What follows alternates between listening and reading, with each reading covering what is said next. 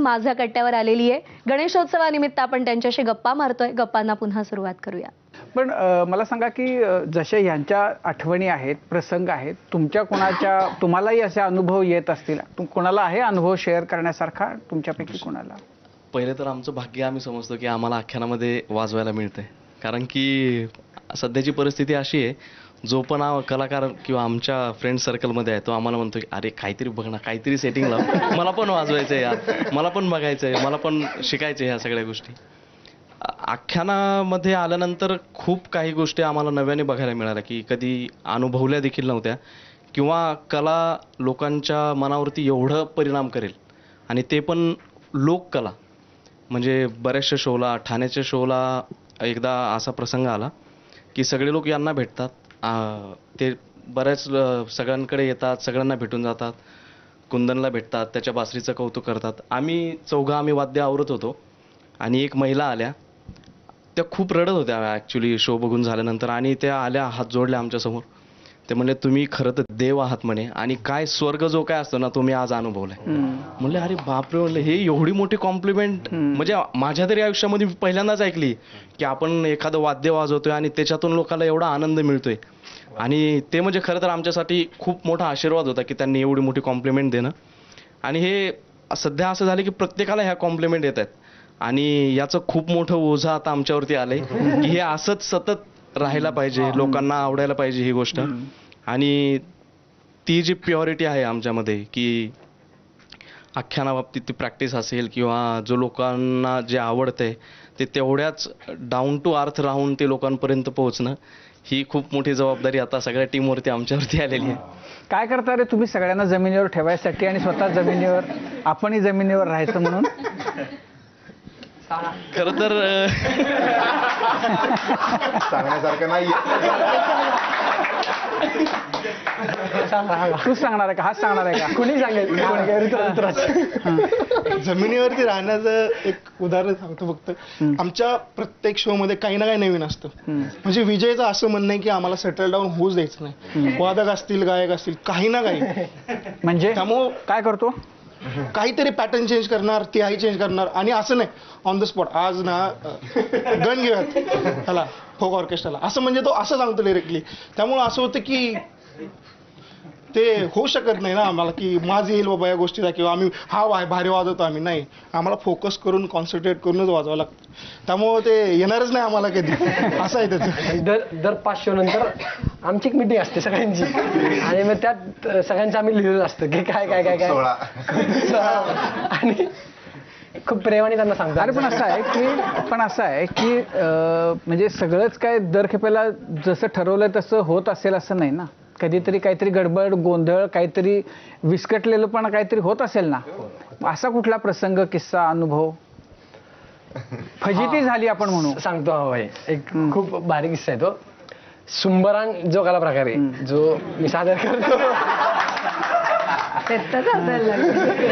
हा, तर आता किस्सा असं की म्हणजे मी किंवा आम्ही दोघेही ना की मुलांना आम्ही सेटल होऊन देत नाही शोमध्ये, की एकदा डोक्यात गेला ना की हे मला येते, हे मला झोपेतून उठून सांगा मी वाजवणार. मग तो एक थोडासा आपल्याला मी पण आला की आपण रिलॅक्स असतं की प्रॅक्टिस करायचं नाही वगैरे. आणि मी शोमध्ये चालू असताना टॉकबॅक असतो ना, मी त्यांना सांगतो की आता हे आपल्याला करायचंय. मग ते अलर्ट असतात, नाही आता लक्ष द्यायचं. पण काय म्हणजे काय सांगतो तू, असं काय करायचं? तेच, आता सुंबरण हा जो कला प्रकार आहे जे आपण पारंपरिक आतापर्यंत ऐकले, हे थोडं मी टेक्निकल सांगतो की ते 4x4 मध्ये असतं. म्हणजे धिन धितान चिचक धिदान धिन धिदान, हा ठेका आपण ऐकलाय. ऐकवा जरा. हा, ऐकवा कोणी. पारंपरिक ठेका पहिला आहे आपण.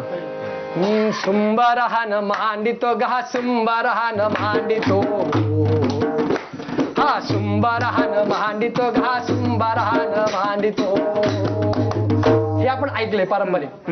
आता आम्ही त्याला ऐकले शब्द तेच आहेत.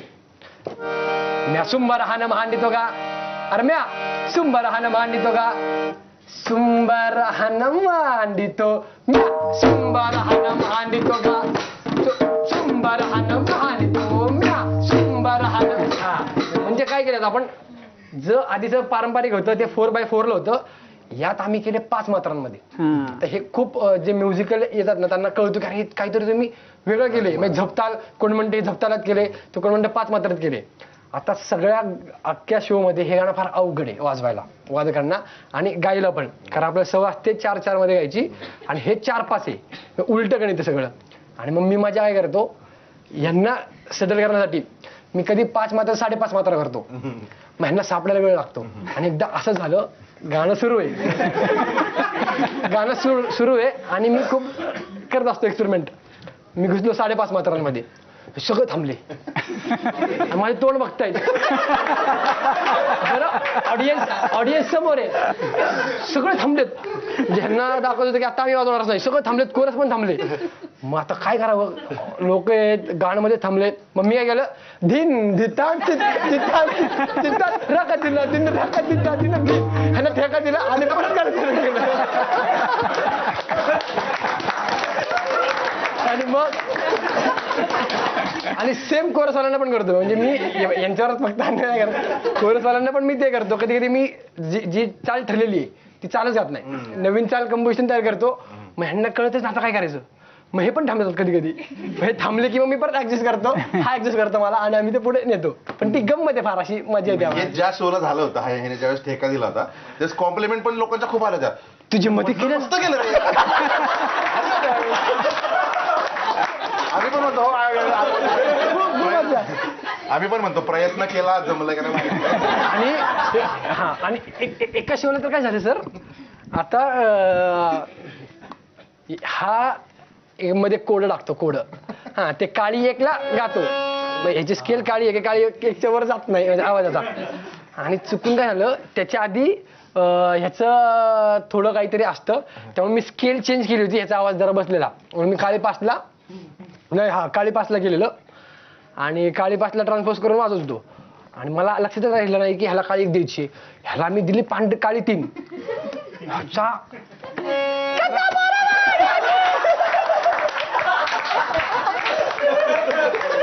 थांब मग सगळं थांबवलं मी बरं का. ते मला फार आवडतं की आम्ही स्टेजवर असलो ना, आम्हाला असं वाटतं की आम्ही राजा आहोत, आता आम्ही जे म्हणणार ते तुम्हाला ऐकायचंय. मग आम्ही सगळं थांबवलं, स्केल खाली घेतली, कुठलं गाणं म्हणा, ऍक्च्युली कोड आहे म्हणजे माहिती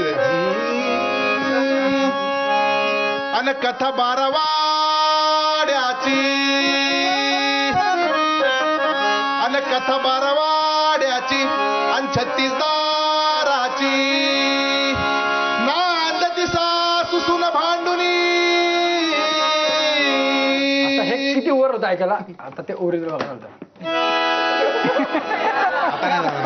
हा हीच केली होती, म्हणजे असंही त्याचं खूप असं वाटतं की खूप ओरडतो येतो आणि त्यात स्केल लावून झाली होती, खूप मजा आली होती. आम्ही स्टेजवर मोकर हसतो बिंदास, आम्हाला वाटलं ना काही जोक झाला, आम्ही मस्त एन्जॉय करून तो पुढे. आम्हाला वाटतं तुम्ही म्युझिक एन्जॉय करताय.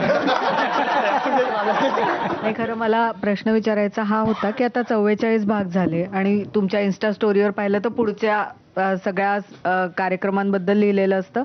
तुम्हाला तिघांना म्हणजे जे तुम्ही हे करताय, असं कुठे वाटतं का की काहीतरी आपण आता नवीन नवीन देत गेलं पाहिजे, ते तुम्हाला प्रेशर जाणवतं का किंवा तुम्ही तसा विचार करता का, तो मनात असतो का विचार तिघांच्याही? म्हणजे हा, म्हणजे नवीन देण्याचा प्रयत्न आम्ही प्रत्येक सांगीतिक थाटात करतो. मुळात सांगीतिक थाट हा शब्द मी का वापरतोय, कारण सांगीतिक थाटाला इंग्लिशमध्ये कॉन्सर्ट म्हणतात. हा, मग हे खूप लोकांना माहिती आहे. हा, सो मुद्दाम मी हा शब्द वापरतोय सारखा की लोकांना ते कळावं अशा पद्धतीचं. हा, तर नवीन देण्याचा प्रयत्न आमचा प्रत्येक सांगीतिक थाटामध्ये असतो, भले तो 4 बाराचा का असेना. तो लोकांना कळो न कळो, माहिती हो ना माहिती हो, हा दुय्यम भाग आहे आमच्यासाठी. पण आमच्यासाठी म्हणून आम्ही नवीन प्रत्येक शोमध्ये देत असतो. 44 शो पर्यंतचं प्रेशर नवीन देण्याचं आम्हाला कधीच नाही. उलट आम्हाला ते चॅलेंज वाटतं की आपण आता काय नवीन करू शकतो, इथपर्यंत लोकांनी पाहिलंय आता. पण अजूनही लोकांचं असं म्हणणं आहे, हेच आमच्या पचनी पडत नाहीये, थांबा जरा, आता नवीन अजून नका आणू.